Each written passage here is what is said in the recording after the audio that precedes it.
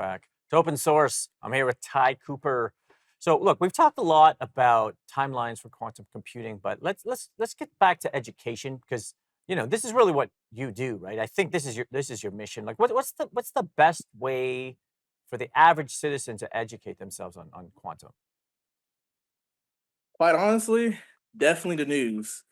A lot of people oftentimes overseek, oh, the news is boring, and people oftentimes just discount it as not being trustworthy. But the sources themselves pull from somewhere. So even if you don't trust a particular news source for whatever reason, the source itself still happened, right? So looking at those news articles and seeing what's happening is definitely how I started.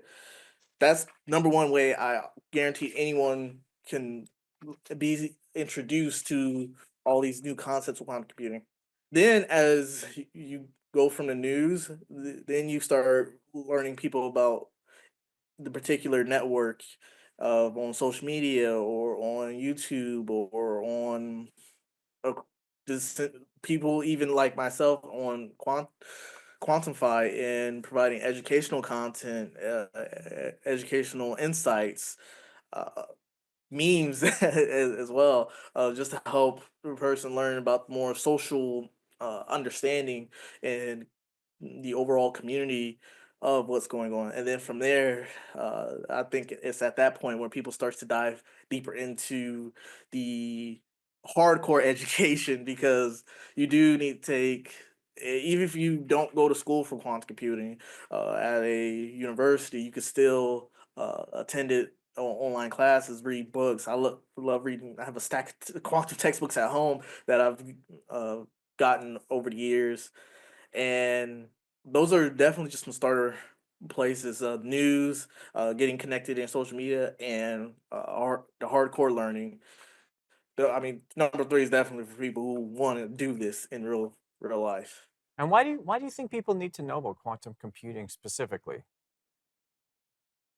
So I had the excellent pleasure of meeting Peter Shore.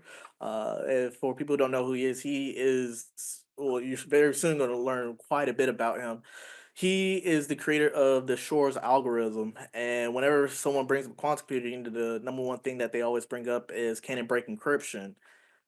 In theory, yes, due to the so-called Shore's algorithm. Shore, he's an excellent guy.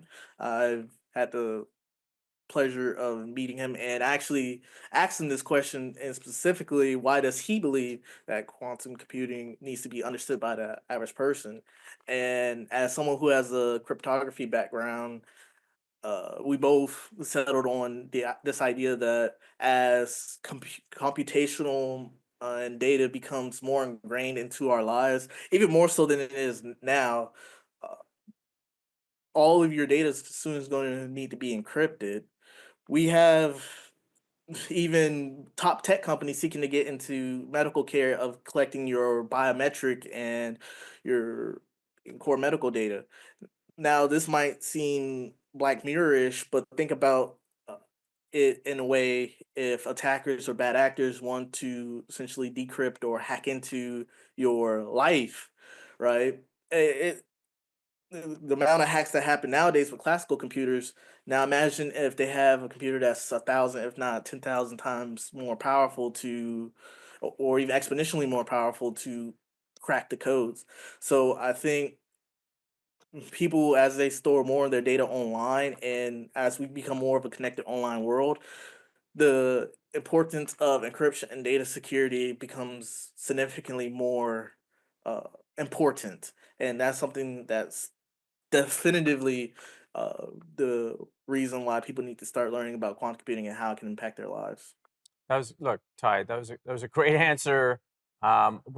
We could talk for 28 hours about quantum. I love it, Yeah. but we really can't because I do have to end the show.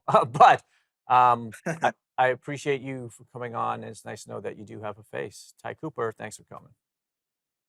This is my face reveal. I guess all my 10,000 followers might actually figure out what I look like now, which is going to be amazing. Okay, thanks for coming.